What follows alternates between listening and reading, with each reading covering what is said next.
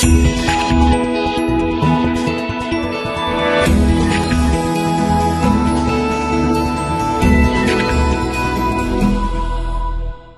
10절에서 17절까지 말씀입니다. 아가서 2장 10절에서 17절까지 말씀을 저와 여러분이 함께 교독하도록 하겠습니다.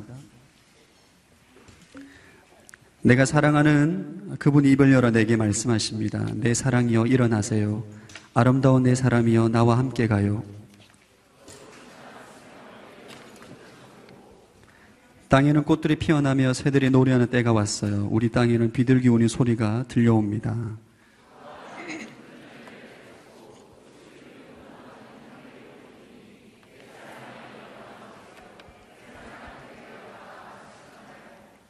바위 틈에 숨은 내 비둘기여, 산기슭 은밀한 곳에 숨어있는 내 비둘기여, 그대의 얼굴을 보여주세요. 그대의 목소리를 듣고 싶어요.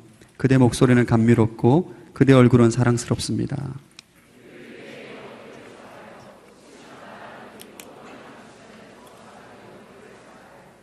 내가 사랑하는 그분은 내 것입니다. 나는 그분의 것입니다. 백합화 사이에서 양떼를 먹이고 계시는 그분. 함께 읽겠습니다. 날이 저물고 그림자가 사라질 때까지 내 사랑하는 분이여 돌아오세요. 베들의 산에 있는 노루처럼 어린 사슴처럼 달려 내게로 오세요. 아멘. 오늘은 사랑으로 날아올라 라는 제목을 가지고 이 시대의 불의 사자 김승수 목사님께서 귀한 말씀을 전해주시겠습니다. 큰 박수로 한번 환영해 주시기 바랍니다. 네, 할렐루야. 여러분 축복합니다. 네, 너무 잘 오셨습니다.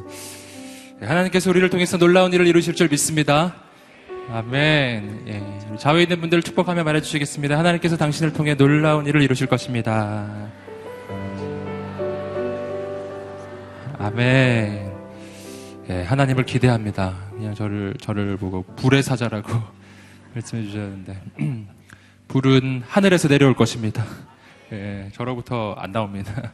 하나님께서 내려주시는 불을 받는 이 밤이 되시기를 주님의 이름으로 축복합니다. 예, 오늘 우리는 사랑에 대해서 함께 나눌 것입니다. 이번 달에 우리는 Fly High, 우리 인생의 도약, 우리 인생의 새로운 비상을 놓고서 우리가 함께 기도하며 계속해서 나아가고 있습니다. 어떻게 우리 인생은 이전의 단계에서 새로운 단계로 도약하며 비상하는 인생으로 달라질 수가 있는가 하는 거예요. 오늘 우리가 함께 나눌 주제 사랑입니다. 함께 한번 말해 보시겠습니다. 사랑으로 날아올라. 아멘.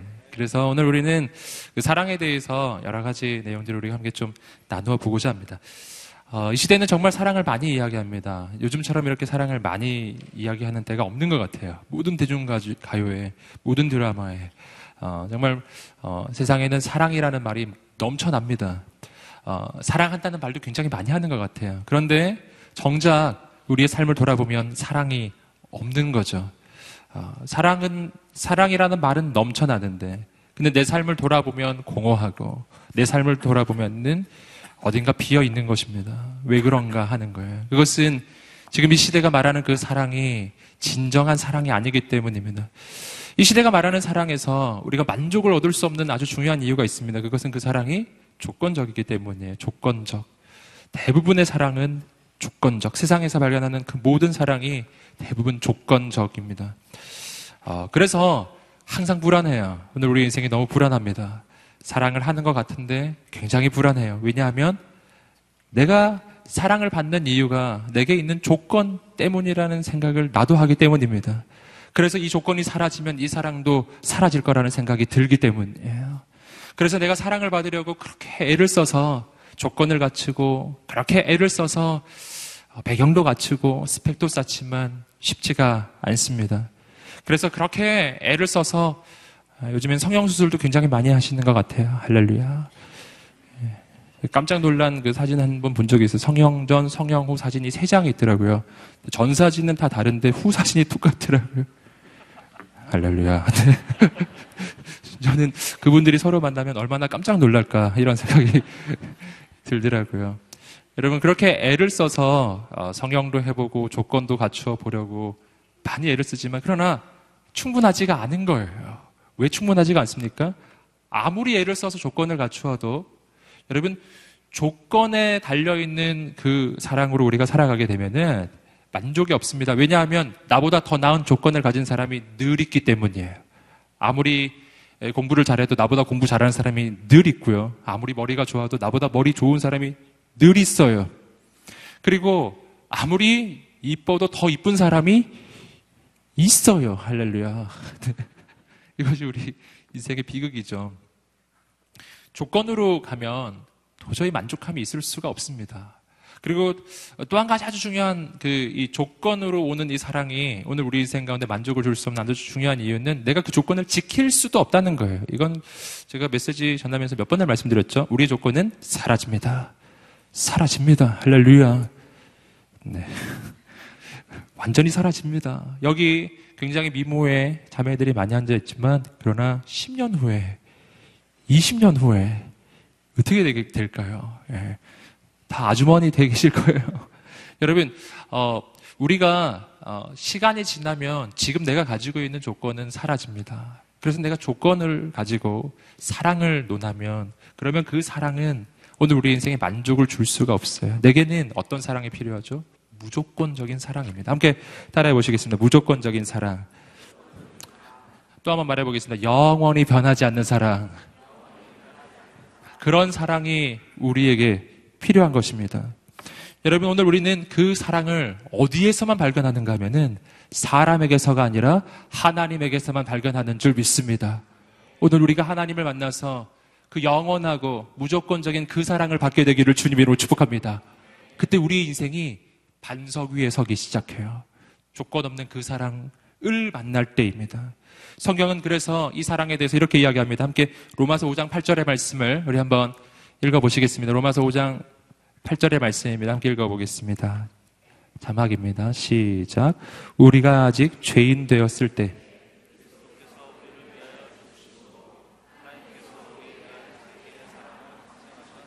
아멘. 아버지의 사랑에 하나님의 사랑. 그 사랑은 내가 무엇을 가졌을 때가 아니라 내가 무엇을 가지지 못했을 때, 내가 아직 죄인 되었을 때 그때부터 시작된 사랑이었습니다. 그 사랑은 세상과 다른 사랑이죠. 그러면 오늘 우리는 이 사랑을 어떻게 경험할 수가 있는가? 그 조건 없는 그 하나님의 사랑을 내가 어떻게 경험할 수가 있죠? 그 방법을 또한 성경에서 우리가 발견할 수 있는데 요한일서 4장 10절의 말씀입니다. 요한일서 4장 10절의 말씀 함께 자막을 통해서 읽어보겠습니다. 시작. 사랑은 여기 있으니 우리 죄를 속하기 위하여 화목제물로 그 아들을 보내셨음이라. 여기서 사랑에 대해서 이야기합니다. 사랑은 여기 있으니 우리가 하나님을 사랑한 것이 아니요 하나님이 우리를 사랑하사 우리 죄를 속하기 위하여 화목제물로 그 아들을 보내셨음이라. 여러분, 내가 하나님을 사랑한 것이 아니라 하나님이 우리를 사랑하신 것입니다. 아멘. 이것이 사랑이에요. 여기서 우리가 이 사랑을 어떻게 경험하는지 발견합니다. 여러분, 여기서 사랑에 대해서 이야기할 때 우리가 하나님을 사랑하는 것이 아니라고 말하고 있습니다. 이 사랑은 하나님이 우리를 사랑하시는 것입니다. 그러니까 내가 이 사랑을 어떻게 경험할 수 있는가? 이 사랑은 본질적으로 하나님과 우리 사이의 이 사랑의 관계에서 이 사랑은 함께 따라해 보겠습니다. 받는 사랑. 아멘. 그래서 하나님과의 사랑의 관계는요, 실은 굉장히 쉬워요. 왜냐하면 내가 애쓰고 힘써서 하나님을 막 사랑해야 하는 것이 아니라 사랑은 내게서 나오는 것이 아니고 하나님으로부터 나오는 것이므로 하나님이 나를 사랑하시는 그 사랑을 받기만 하면 되는 것입니다. 오늘 하나님은 여러분들 사랑하십니다. 여러분을 사랑할 준비가 되어 계세요. 그 사랑은 지금도 있습니다. 나는 뭐만 하면 된다고요? 받기만 하면 된다. 함께 따라해 보겠습니다. 받기만 하면 된다. 예. 하나님이 내게 사랑을 베풀고 계세요. 받으면 되는 것입니다. 이것은 뭘로 좀 비유해 볼 수 있냐면 마치 이런 것 같아요.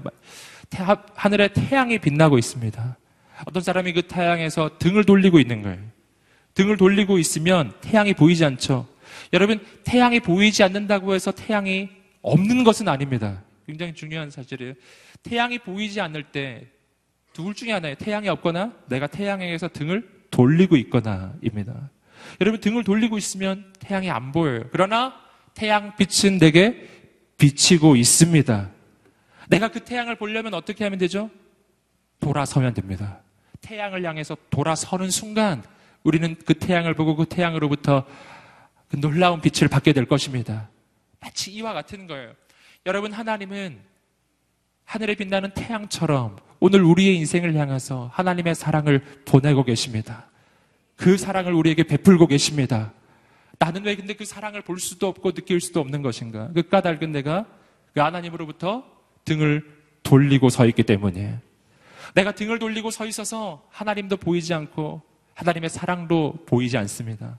내가 볼 수 없다고 해서 없는 것은 아니에요. 실은 내가 등을 돌리고 있는 거예요. 여러분, 내가 그 하나님을 향해서 돌이키는 그 순간 나는 알게 될 것입니다. 하나님이 얼마나 나를 사랑하시는지, 내 인생에 그 사랑이 이미 있다는 것을 알게 될 것입니다. 그 사랑을 알게 될 거예요. 내가 뭐만 하면 된다고요? 돌이키기만 하면 된다는 것입니다. 돌이키기만 하시면 돼요. 이걸 또 다른 비유를 들어보면 이런 비유를 들어볼 수 있습니다. 어떤 남자가 어떤 여자를 짝사랑합니다. 그래서 가는 곳마다 따라다니고 계속 문자 보내고 계속 전화하고, 화성에 오면 화성에 있고 버스 타러 가면 거기 또 있고 집에 가면 집 앞에 서 있고 막 이런 거예요. 그런 사람을 뭐라고 합니까? 스토커라고 하잖아요. 스토커. 너무 괴로운 거예요. 너무 힘이 들었어요. 스토커. 그런데 어느 날 그를 내가 한 번도 제대로 본 적이 없었는데 그를 어느 날 제대로 보았어요. 봤더니 김수현이. 할렐루야. 그러면 막 여러분 할렐루야가 나오겠죠?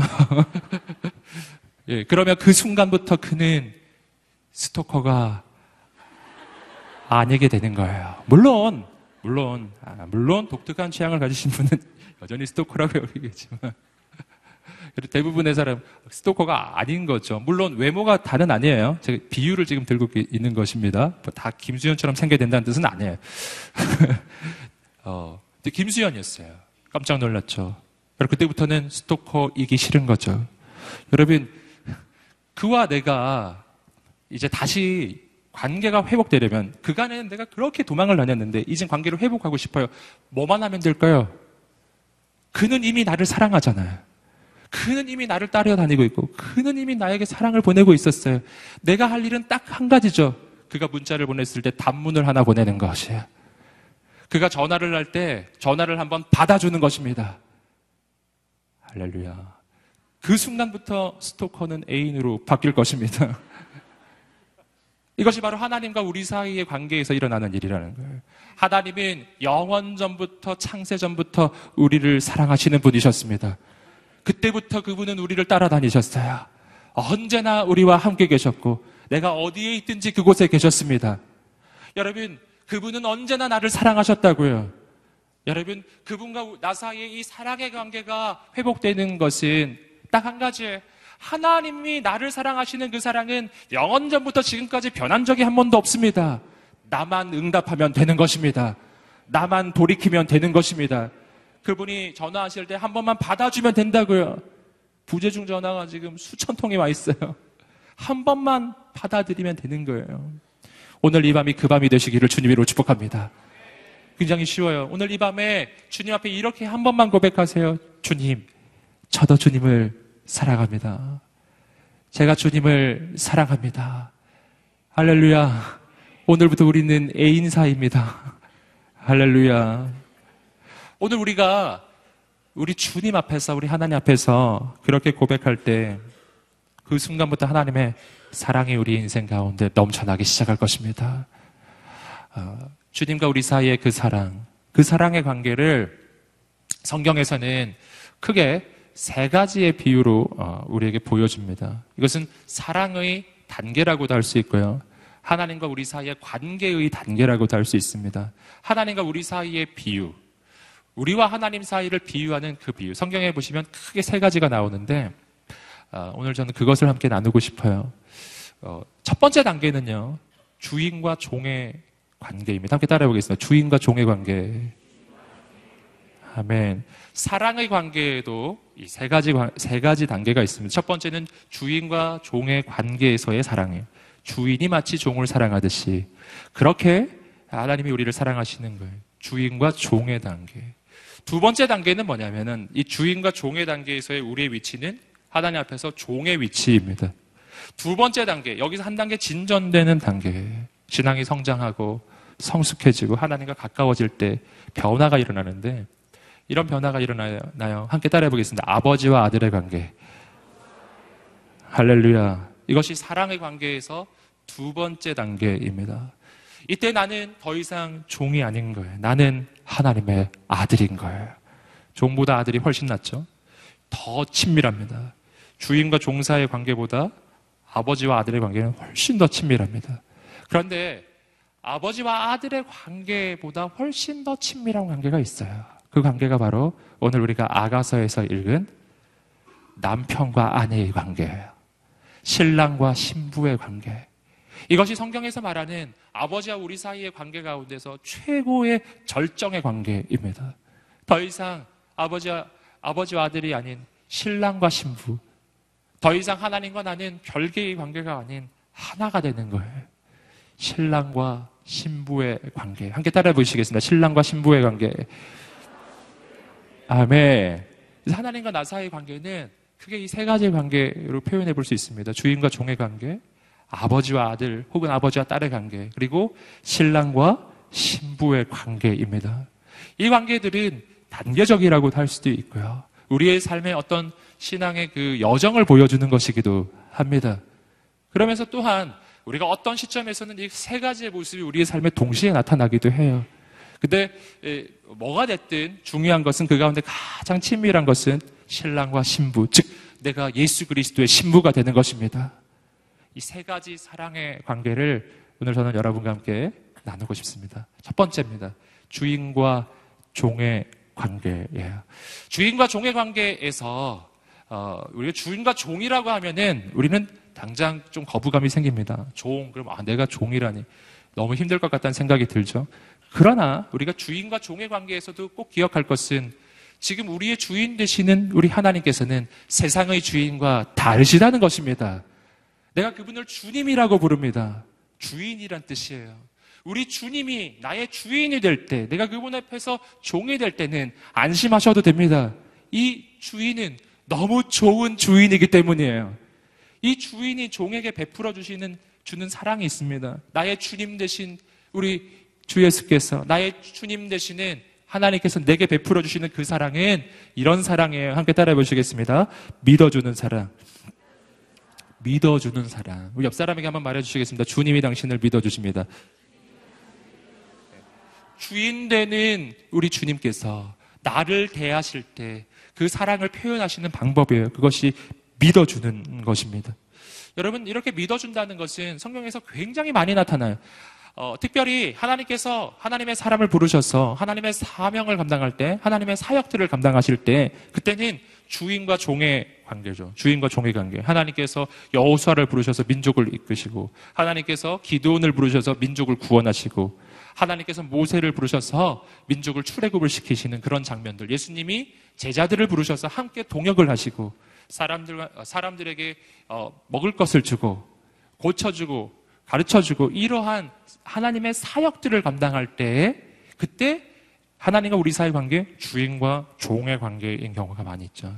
그때 주님이 우리에게 보여주시는 모습이에요. 함께 한번 말씀을 보시겠는데, 특별히 오병이어의 상황 속에서 이 믿어주시는 주님을 발견합니다. 함께 마태복음 14장 16절 말씀입니다. 함께 한번 읽어보시겠습니다. 시작. 예수께서 이르시되.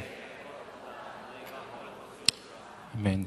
이 장면은 어디서 나오는 장면이냐면은 예수님께서 제자들과 함께 사역을 감당하고 있을 때 예수님이 가르치시고 병자들을 고치십니다. 많은 사람들이 모여들었습니다. 많은 사람들이 예수님의 가르침을 듣습니다. 근데 저녁 때가 된 거죠. 이제는 먹을 것도 없고 이제 사람들을 보낼 때가 된 거예요. 그래서 제자들이 예수님께 와서 말하죠.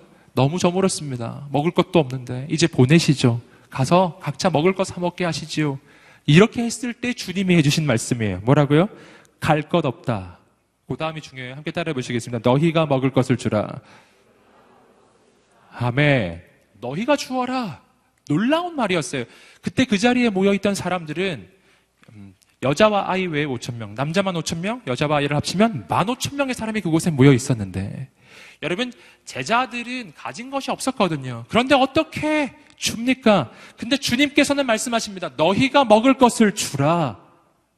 이 말이 무슨 말인지 아시겠어요? 이것은 너희가 할 수 있다는 뜻이에요. 함께 따라해 보시겠어요? 너희가 할 수 있다. 아멘. 이걸 또 다른 말로 하면 나는 너희를 믿는다는 거예요. 함께 따라해 보시겠습니다. 나는 너희를 믿는다. 아멘. 넌 할 수 있어 라는 뜻이라고요. 여러분, 진짜 그렇게 할 수 있었나요? 진짜 그렇게 할 수가 있었어요. 여러분, 주님은 제자들을 신뢰하십니다. 제자들을 믿어주신다고요. 그리고 주님께서 제자들을 믿어주실 때 제자들은 그 놀라운 주님의 사명을 이루어냅니다. 어떻게 그렇게 하죠? 왜냐하면 제자들이 하는 것 같았지만 실은 주인 되시는 그 주님께서 그 모든 일에 친히 역사하시기 때문이에요. 주님은 제자들을 신뢰하십니다. 여러분, 그렇게 주님이 제자들을 신뢰하기 시작할 때 제자들의 인생에도 변화가 일어났어요. 함께 계속해서 마태복음 14장 17절과 18절 말씀을 다 함께 자막을 통해서 읽어보시겠습니다. 시작. 제자들이 이르되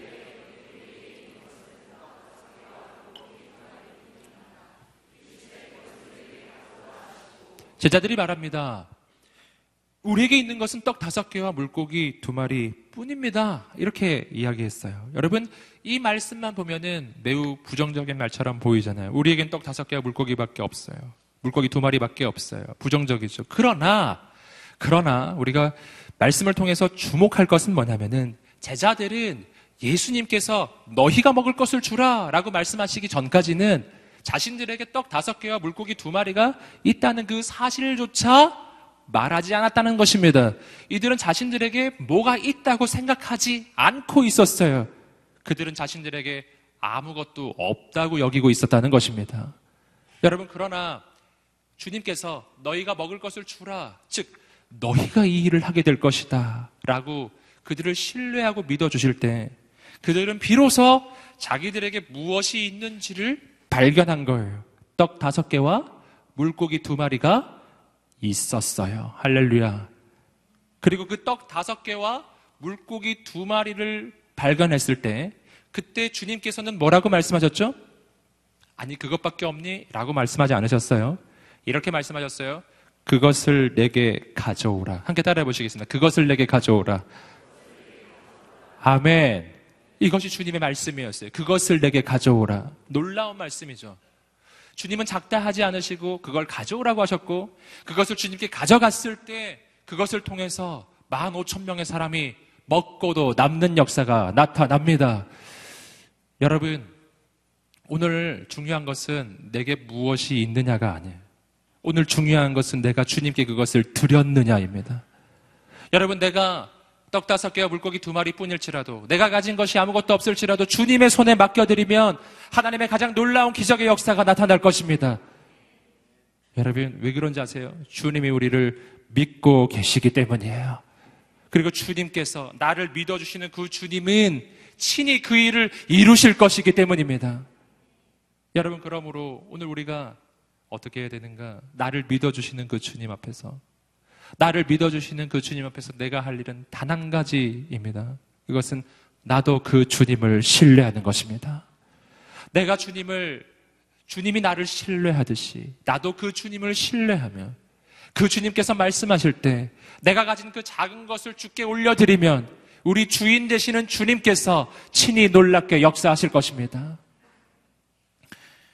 주님께서 우리의 인생을 믿어주신다는 것은요, 또 정말 많이 발견할 수 있는데 그중에서 또 한 사람을 발견할 수 있습니다. 여호수아. 하나님은 여호수아를 믿어주셨어요.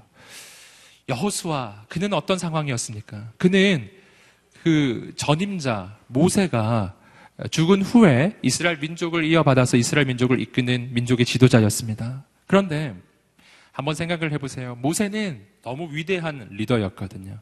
그 뒤를 이어받은 여호수아, 얼마나 두려웠겠어요? 얼마나 떨렸겠냐고요. 모세는 전무후무한 지도자거든요. 그 뒤를 이어받는다는 것은 너무 어려운 일이었어요. 여호수아가 얼마나 두렵고 떨렸는지 몰라요. 성경을 보시면은 그걸 발견할 수가 있습니다. 여호수아 1장을 보시면 두려워하지 말라, 놀라지 말라 이런 말이 끊임없이 나와요. 왜 그렇게 두려워하지 말라는 말이 나올까요? 그 까닭은 여호수아가 두려워하고 있었기 때문이에요. 하나님이 말씀하십니다. 두려워하지 말라. 놀라지 말아라. 계속 말씀해 주십니다. 그 여호수아에게 하나님께서 처음 해주신 말씀이 이 말씀이에요. 함께 여호수아 1장 2절의 말씀입니다. 1장 2절 읽어보겠습니다. 시작. 내 종 모세가 죽었으니 이 요단을 건너 내가 그들 곧 이스라엘 자손에게 주는 그 땅으로 가라. 이제 여호수아를 부르셔서 이제 하나님의 일을 맡기시는 장면입니다. 그때 하나님께서 해주신 말씀은 이거예요. 내 종 모세가 죽었으니 이제 너는 이 모든 백성과 더불어 일어나 이 요단을 건너 내가 그들 곧 이스라엘 자손에게 주는 그 땅으로 가라. 여러분, 내 종 모세가 죽었으니 아주 충격적인 이야기 아닌가요? 여러분, 그렇게 위대한 종 모세가 죽은 거예요. 여러분, 그렇게 훌륭했던 리더가 죽은 거라고요. 그런데 거기에 대해서 하나님은 이렇게 말씀하지 않으셨어요. 내 종 모세가 죽었으니 걱정이다. 이렇게 말씀하지 않으셨다고요. 내 종 모세가 죽었으니 어떡하지? 이러지도 않으셨다는 거예요. 내 종 모세가 죽었는데 과연 네가 할 수 있겠니? 라고도 하지 않으셨어요. 하나님께서는 이렇게 말씀하셨어요. 내 종 모세가 죽었으니 이제 네가 일어나 이 백성들을 이끌고 이 요단을 건너 내가 너희에게 예비한 그 약속의 땅으로 가라. 내 종 모세가 죽었으니 이제 네가 해라. 할렐루야. 무슨 뜻이에요? 넌 할 수 있어 라는 뜻이죠. 여러분, 오늘 이것은 하나님께서 우리의 인생을 향해서 들려주시는 음성입니다. 특별히 하나님께서 우리를 향해 하나님의 사명을 맡겨주실 때 우리에게 해주시는 말씀이에요. 넌 할 수 있어 라는 뜻입니다. 자, 옆 사람에게 말해주겠습니다. 넌 할 수 있어. 존댓말로도 한번 해주겠습니다. 당신은 할 수 있습니다. 할 수 있다는 뜻이에요. 하나님이 우리를 신뢰해 주세요. 주님 되시는 우리, 주인 되시는 우리 주님께서 우리를 종으로 부르실 때 우리에게 베풀어 주시는 사랑입니다. 믿어주시는 그 사랑이에요. 여러분, 그 사랑 앞에서 오늘 여호수아가 해야 할 일은 뭐였는가? 아주 쉬운 일이었어요. 함께 여호수아 1장 3절의 말씀 계속해서 자막을 통해서 읽어보겠습니다. 시작. 내가 모세에게 말한 바와 같이. 그렇죠. 뭐라고 말합니까? 내가 모세에게 말한 것처럼 너희 발바닥으로 밟는 곳은 모두 내가 너희에게 주겠다. 이게 무슨 뜻이죠? 가기만 해라 라는 뜻이에요. 너희가 발로 밟기만 해라. 네가 발로 밟으면 그 땅을 너희에게 주겠다. 가면 된다라는 것이죠. 여러분, 이건 아주 단순한 이야기입니다. 주님이 가라 하실 때 가기만 하면 하나님께서 역사하실 것입니다. 하나님께서 승리를 주실 것입니다. 가기만 하라는 것입니다. 어떻게 하면 갈 수가 있죠? 주님을 신뢰하는 거예요. 마찬가지입니다. 나를 신뢰하시는 그 주님을 나도 신뢰하는 것입니다. 그리고 주님의 말씀대로 가면 주께서 역사하실 것입니다. 이것이 주인과 종의 관계예요. 이 안에도 사랑이 있어요. 믿어주시는 사랑이에요. 함께 가슴에 손을 얹고 말해보겠습니다. 하나님이 나를 믿어주신다. 아멘. 여러분, 이것이 내가 하나님의 일을 감당할 수 있는 까닭이에요. 내가 잘나서가 아니라고요. 내가 모든 걸 갖춰서가 아니에요. 내게 능력이 있어서도 아니에요. 내가 하나님의 일을 감당할 수 있는 이유는 오직 한 가지 이유예요. 주님이 나를 믿어주시기 때문이에요. 주님이 당신을 언제나 믿어주세요. 언제나 믿어주세요. 가장 처절한 실패의 순간에도 주님은 당신을 믿어주세요. 우리가 몇 주 전에 보셨잖아요. 베드로가 가장 처절한 실패를 맞이하고 있을 때 그는 영적으로도 실패하고, 여러분, 예수님의 십자가에서 십자가 앞에서 예수님을 부인하고, 그리고 그는 그냥 물고기를 잡으러 갔는데 물고기를 또 한 마리도 못 잡은 완전한 실패자였을 때 주님은 그를 다시 믿어주십니다. 내 양을 치라, 내 양을 먹이라 말씀해 주십니다. 할렐루야. 우리 주님은요, 우리가 주님의 일에 쓰임받는 종이 되기로 결정할 때 우리를 그냥 버리시는 분이 아니에요. 우리를 끝까지 세워주시는 우리 주님인 줄 믿습니다. 나를 믿어주시는 그 하나님의 사랑 앞에 늘 서시기를 주님으로 축복합니다. 두 번째로 우리가 발견하는 우리와 하나님 사이의 관계는 주인과 종사의 관계를 한 단계 넘어선 관계. 그것은 아버지와 아들의 관계예요. 여러분, 우리는 종의 단계에서 여러분 하나님의 아들의 단계로 나아갑니다. 하나님의 아들이 될 때 그 아버지가 내게 베풀어 주시는 사랑은 두 가지로 말해볼 수 있어요. 함께 따라해 보시겠습니다. 무조건적인 사랑. 또 한 가지는 힘 있는 사랑. 이 두 가지 사랑을 아버지 되신 하나님이 내게 베풀어 주시는 사랑이에요. 여러분, 내가 예수 그리스도를 믿을 때 우리의 인생에는 영원한 변화가 일어납니다. 그 변화는 어떤 변화냐 하면은 이전에 나는 죄로 인해서 죽을 수밖에 없었던 죄인이었는데, 그래서 그 죄 때문에 하나님으로부터 영원히 단절된 인생이었는데 예수님께서 내 모든 죄를 짊어지시고 내가 치러야 할 그 모든 대가를 대신 치루어 주심으로 나는 하나님의 아들이요 딸이 되었다는 것입니다. 이걸 성경에서 이렇게 이야기하고 있어요. 요한복음 1장 12절의 말씀, 많이 읽는 말씀이지만 함께 읽어보겠습니다. 시작. 영접하는 자. 아멘. 뭐가 되는 권세요? 하나님의 자녀가 되는 권세를 주셨대요. 여러분, 내가 예수 그리스도를 믿을 때에 나는 하나님의 자녀가 됩니다. 예수님을 믿는 그 순간 나는 하나님의 자녀로 바뀌어버려요. 이것은 나의 공로가 아니고 나의 의가 아니고 오직 예수 그리스도의 공로입니다. 예수님과 나 사이에는 십자가에서 영원한 교환이 일어났어요. 나는 죄로 말미암아 죽을 수밖에 없는 죄인이었는데 주님께서 내가 있는 그 죄인의 자리로 내려오셔서 내 대신 죄인이 되어주셨습니다. 그래서 나를 원래 예수님께서 계시던 하나님의 아들의 자리로 올려보내 주신 거예요. 이거 마치 뭐하고 비슷하냐면 왕자와 거지가 그 자리를 바꾼 것과 같아요. 왕자가 거지의 자리로 가고 거지를 왕자의 자리로 보내준 거예요. 바로 그런 일이 오늘 예수 안에서 일어났습니다. 예수 안에서 나는 하나님의 아들이요 딸이 됩니다. 그때부터 아버지의 사랑이 시작되는데 그 아버지의 사랑의 가장 중요한 특징은 무조건적인 사랑이라는 거예요. 조건이 없어요. 이유가 없어요. 아버지의 사랑은 조건이 없어요. 우리가 지난주에도 함께 살펴보셨지만 탕자가 돌아왔을 때 아버지는 그 아들을 맞아줍니다. 탕자는 어떠했나요? 탕자는 더러웠어요. 탕자는 실패했고 가진 것도 없었어요. 그러나 그 처절한 실패자를 아버지는 어떻게 해주었습니까? 받아주고 안아주었습니다. 여러분, 하나님 아버지께서 여러분을 받아주실 것입니다. 아버지가 아들에게 원하는 것은 뭔가? 세상의 아버지가 아니라 우리 하늘의 아버지를 이야기하는 거예요. 우리 하늘에 계신 우리 아버지께서 우리에게 원하시는 것은 무엇인가? 그것은 성공이 아니라고요. 아버지께서 내게 원하시는 것은 뭔가? 그것은 대단한 일을 이루는 것도 아니라는 거예요. 아버지께서 내게 원하시는 것은 오직 하나예요. 아버지가 아들에게 원하는 것은 아들 그 자체예요. 아들 그 자신이라고요. 집 나갔던 탕자가 아버지께 돌아왔을 때 아버지는 기뻐했습니다. 탕자가 돈이 많아서가 아니라 아들이 돌아왔기 때문이었어요. 여러분, 하나님께서 당신을 기뻐하십니다. 아버지가 아들을 기뻐하는 그 기뻐함은 아들이 대단한 것을 이루었기 때문이 아니라 그냥 아들이기 때문에 기뻐하는 것입니다. 그냥 딸이기 때문에 기뻐하는 것입니다. 이유도 없어요. 조건도 없어요. 여러분, 오늘 우리가 하나님을 정말 좋은 아버지로 모시고 그 아버지로 여기게 되기를 주님의 이름으로 축복합니다.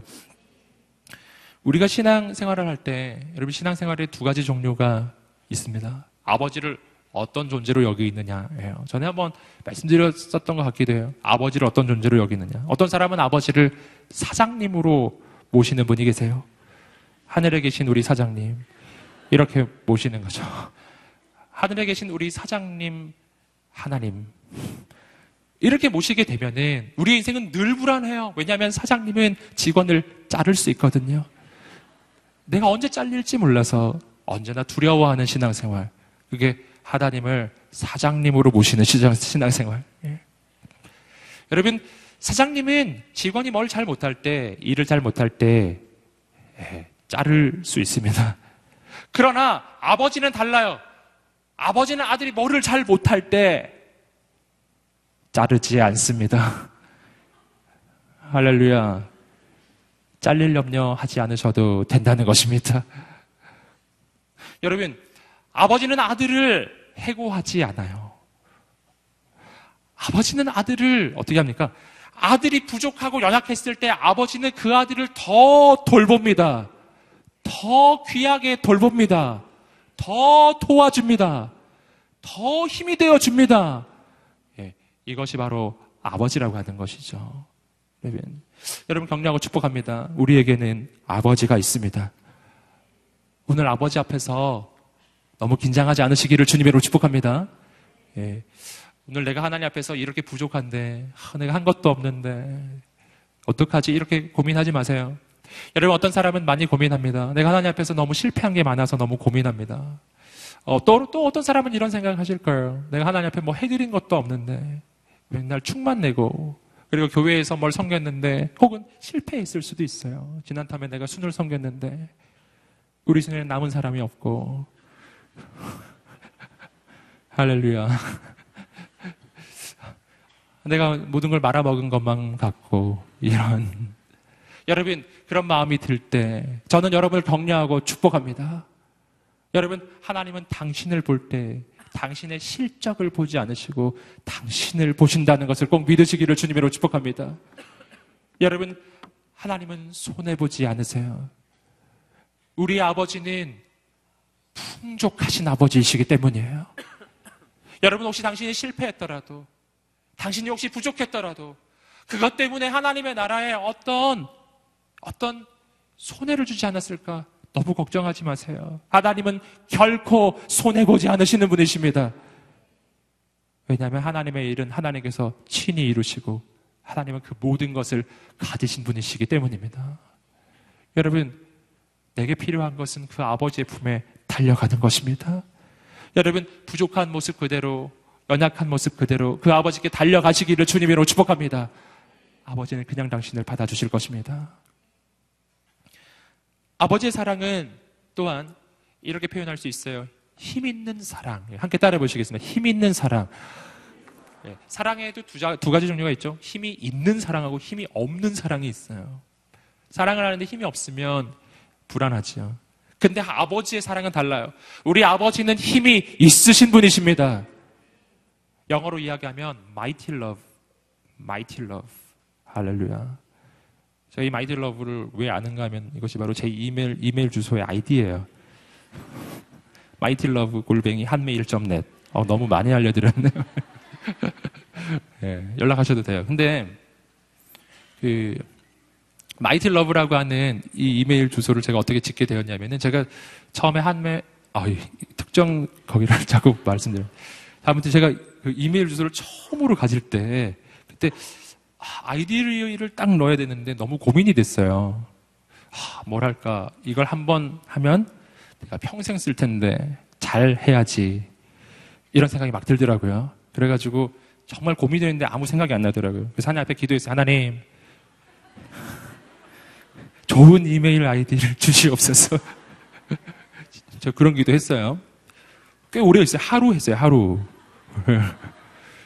네, 하루 좀 정확하게 하면 1박 2일 했습니다. 그래서 그 기도를 했어요. 하나님 좋은 아이디를 주시옵소서.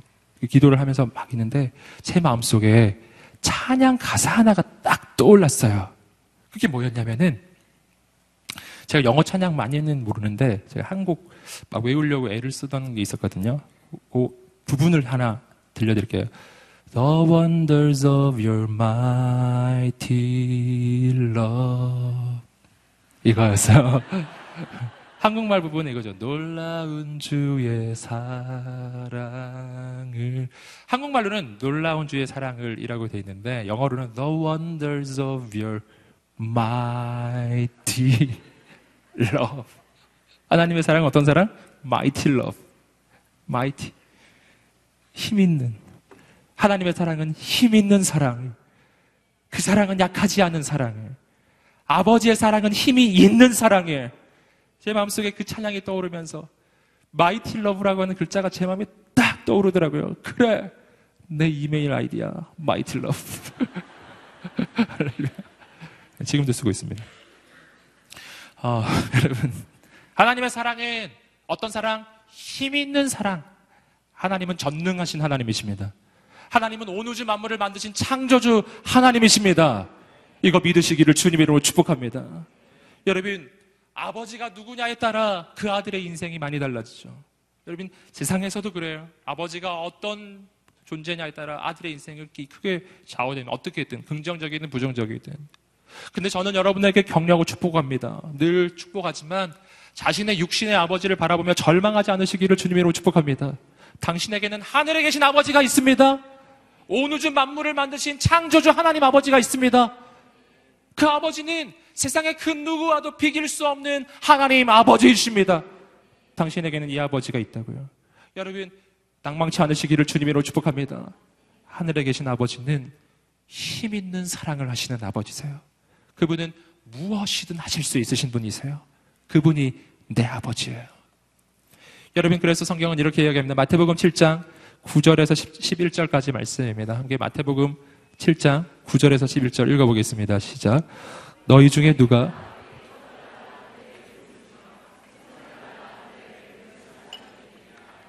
너희가 악한 자라도 좋은 것으로 자식에게 줄 알거든.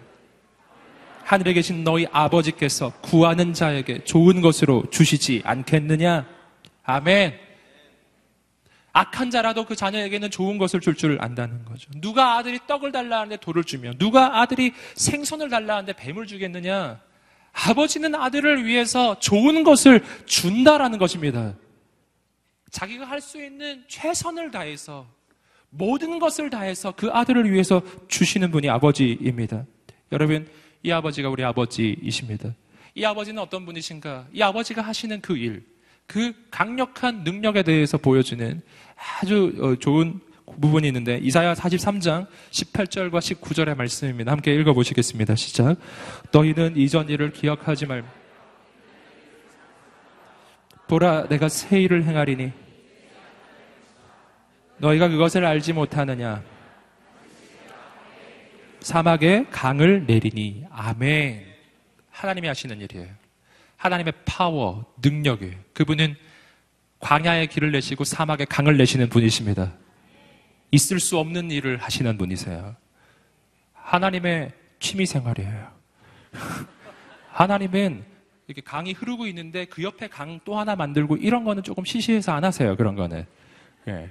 여기 아스팔트 길이 쫙 뚫려 있는데 옆에 길 하나 더 만드는 거, 이런 거는, 이거는 하나님이 정말 심심해 하십니다. 하나님은 보통 길을 닦으시면 일단 광야를 가십니다. 하나님이 일단 강 만드시려고 마음을 먹었으면 사막 가십니다. 하나님은 불가능에 도전하시는 하나님이십니다.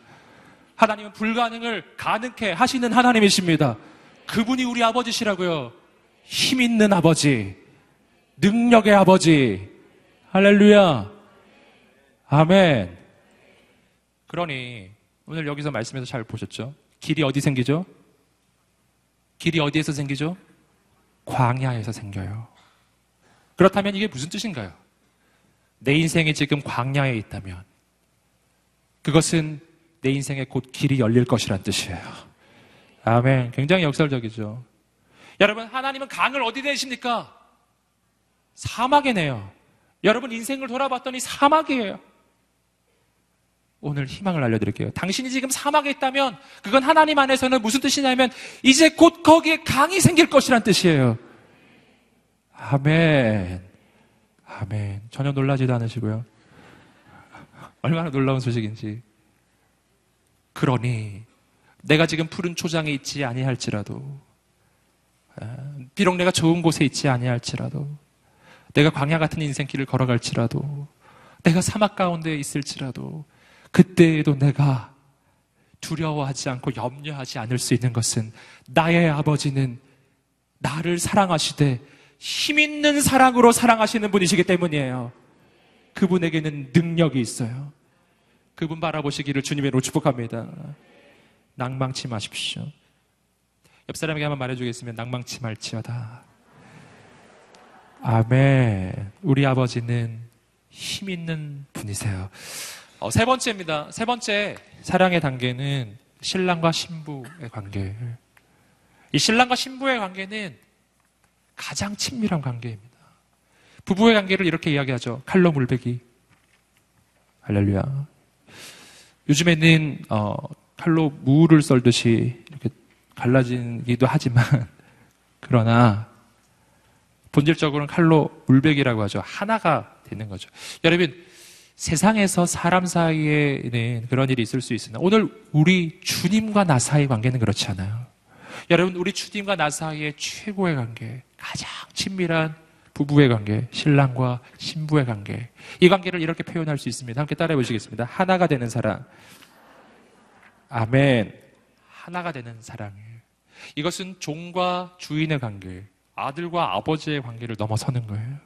여러분, 아버지는 아들의 옆에 있어 줄 수 있습니다. 그러나 남편과 아내는 옆에 있는 관계가 아니라 하나가 되는 관계입니다. 이젠 더 이상 둘이 아니라 하나인 거예요. 여러분, 그러한 그 관계를 보여주는 것이 오늘 우리가 읽었던 아가서 2장의 말씀이에요. 솔로몬 왕과 바로 술라미 여인의 사랑의 이야기. 여러분, 아가서의 말씀을 보시면은 얼마나 신랑과 신부 사이의 그 사랑의 내용이 정말 아름답게 표현되어 있는지 모릅니다. 이 내용만을 보면은 과연 이게 성경에 있어도 되는 내용일까? 아마 여러분 그런 의문을 가지신 분도 꽤 계실 거예요. 그러나 이 아가서가 성경에 존재하고 있는 그 이유는 이 아가서는 아가서 전체가 바로 주님과 우리 사이의 관계를 비유하는 비유이기 때문이에요. 이 전체가 비유입니다. 어떤 관계? 주님은 나의 신랑, 나는 주님의 신부가 된 관계입니다. 신앙생활을 할 때 그 신앙의 여정 가운데서 가장 최고로 하나님과 친밀해진 그 관계를 보여주는 것입니다. 여러분, 이 남편과 아내의 관계는 그 관계 자체가 바로 주님과 우리 사이의 관계를 보여줍니다. 그래서 에베소서의 말씀을 우리가 참고해 볼 수 있는데요. 에베소서 5장 22절부터 25절까지 말씀을 한번 읽어보시겠습니다. 우리 자막을 통해서 읽어보겠습니다. 시작. 아내들이여,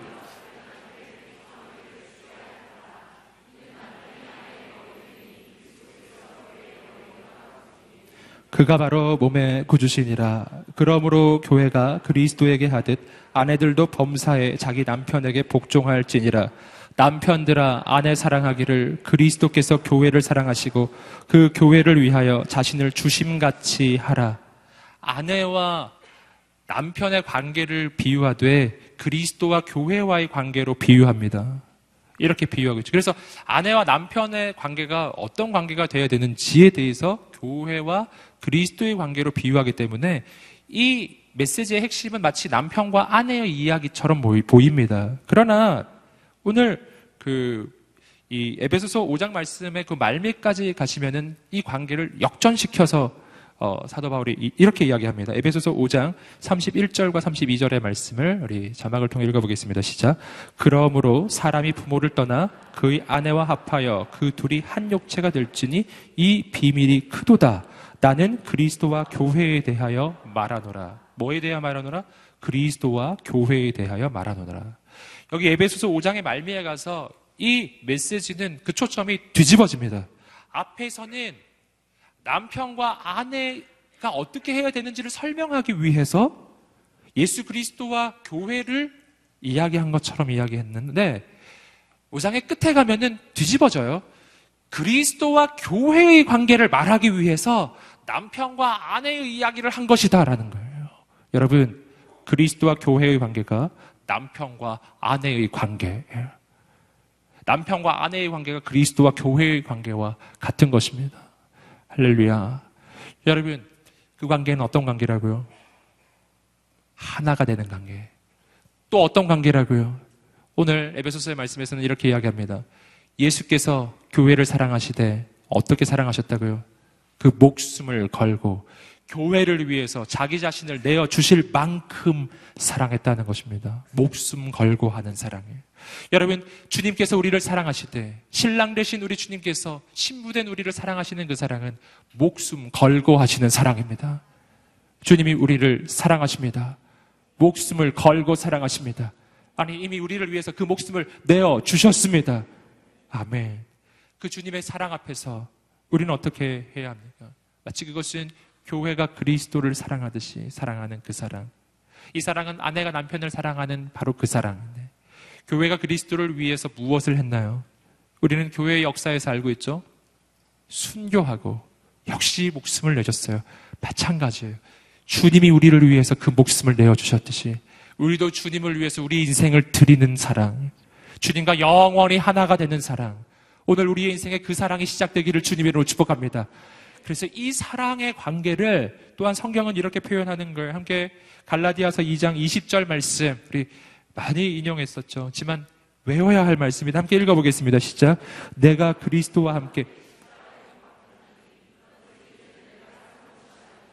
오직 내 안에 그리스도께서 사시는 것이라. 이제 내가 육체 가운데 사는 것은 나를 사랑하사 나를 위하여 자기 자신을 버리신 하나님의 아들을 믿는 믿음 안에서 사는 것이라. 아멘. 주님과 내가 영원히 하나가 된 관계. 이제는 더 이상 내가 사는 것이 아니에요. 내 안에 그리스도께서 사시는 거예요. 마치 남편과 아내의 관계와 마찬가지입니다. 그가 내 안에, 내가 그 안에. 내가 주님 안에, 주님이 내 안에. 할렐루야. 오늘 이러한 관계 속으로 주님이 우리를 초대하십니다. 여러분, 주님께서 우리를 이런 관계 속으로 초대하고 계세요. 이 관계가 오늘 아가서의 말씀에서도 드러납니다. 여러분, 자막진 자막을 한번 준비해 주셨으면 좋겠는데, 아가서 3장 16절입니다. 아가서 3장 16절. 아가서 3장 16절의 말씀을 한번 보여주세요. 할렐루야. 할렐루야. 네. 아가서 3장 16절의 말씀을 제가 여러분에게 들려드릴게요. 내가 사랑하는 그분은 내 것입니다. 나는 그분의 것입니다. 백합화 사이에서 양떼를 먹이고 계시는 그분. 할렐루야. 여기서 아주 중요한 부분은 이거예요. 함께 따라해 보겠습니다. 내가 사랑하는 그분은 내 것입니다. 나는 그분의 것입니다. 아멘. 나는 그의 것이고 그는 나의 것이에요. 이와 같은 표현이 뭐죠? 내가 그 안에, 그가 내 안에. 이게 뭐예요? 내가 그 안에 있고 그가 내 안에 있다라는 말은 그와 내가 하나라고 하는 것입니다. 여러분, 예수 그리스도를 믿고 예수님과 함께하는 최고의 단계, 주님과 하나가 되는 단계입니다. 더 이상 우리는 둘이 아닌 거예요. 여러분, 이러한 관계를 우리는 성찬에서 발견합니다. 성찬식 때 우리는 주님의 떡과 주님의 잔을 대합니다. 주님의 떡은 주님의 살이고 주님의 잔은 주님의 피입니다. 주님의 살이 내 안에, 주님의 그 피가 내 안에 들어오는 거예요. 주님의 살이 내 안에 들어와 나의 살이 되고 주님의 피가 내 안에 들어와 나의 피가 되는 것입니다. 내가 주님 안에, 주님이 내 안에 거하는, 그래서 영원히 주님과 하나가 되는 관계가 되는 거예요. 여러분, 내가 있는 그곳에 주님이 계시고 내가 하는 이 모든 일을 주님께서 함께하고 계신 것입니다. 내가 살아가는 그 모든 삶의 순간에 이미 주님이 거기에 계십니다. 주님의 그 사랑 안에 거하는 우리의 인생이 되시기를 주님의 이름으로 축복합니다. 그 주님께서 우리를 부르시는 그 음성을 우리가 마지막으로 함께 듣겠습니다. 우리 10절, 아가서 2장 10절부터 13절까지의 말씀입니다. 함께 읽어보시겠습니다. 시작. 내가 사랑하는